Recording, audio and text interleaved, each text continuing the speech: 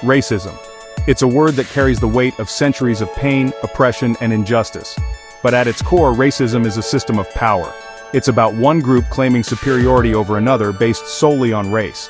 This belief manifests in prejudice, discrimination, and systemic disadvantages that keep people of color from opportunities available to their white counterparts. Racism isn't just about individual acts of hatred, it's woven into the fabric of our society. It's in our institutions, our policies, and even our subconscious biases. To dismantle racism, we must first understand its insidious nature. We must recognize how it operates on multiple levels, impacting the lives of millions.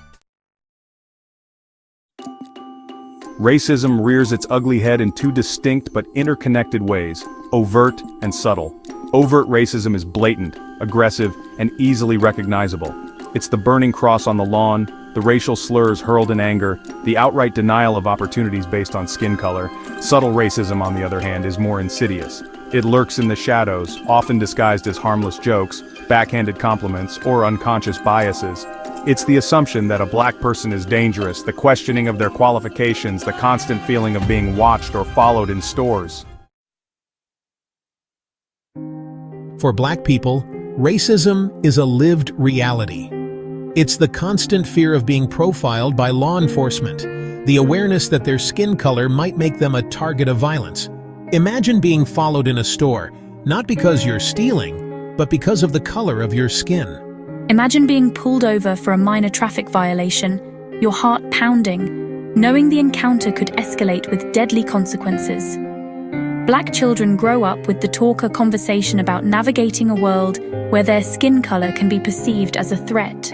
They learn to code switch, to shrink themselves, to be twice as good to get half the recognition. This is the exhausting reality of being Black in a society built on racial inequality.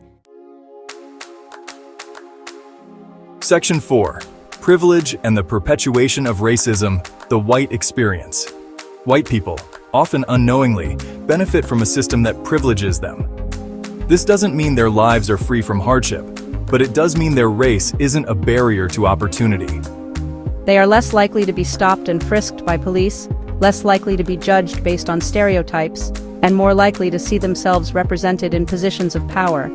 This privilege can make it difficult for some to see, let alone acknowledge, the realities of racism. They may not experience it directly, leading to the misconception that it's not a significant problem. However, failing to recognize their own privilege allows racism to persist. Section 5. Bridging the divide. The urgency of understanding.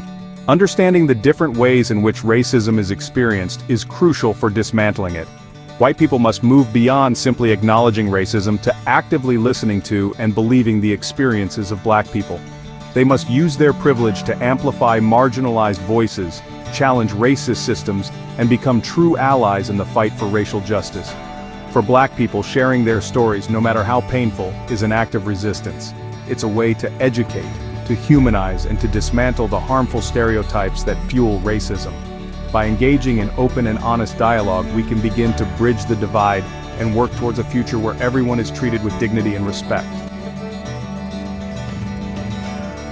Section 6. A call to action. Empathy as a weapon against racism. The fight against racism requires more than just awareness. It demands action. It necessitates a shift in perspective, a willingness to see the world through the eyes of those who experience it differently. Empathy is not about pity, it's about understanding. It's about recognizing the humanity in every individual, regardless of their race. We must challenge racist jokes, call out microaggressions, and dismantle the systems that perpetuate inequality. We must commit to becoming anti-racist, actively working to dismantle racism in all its forms. This is not a task for one group alone. It's a collective responsibility, a fight for the very soul of our nation. Let us move forward with courage, compassion, and an unwavering commitment to justice.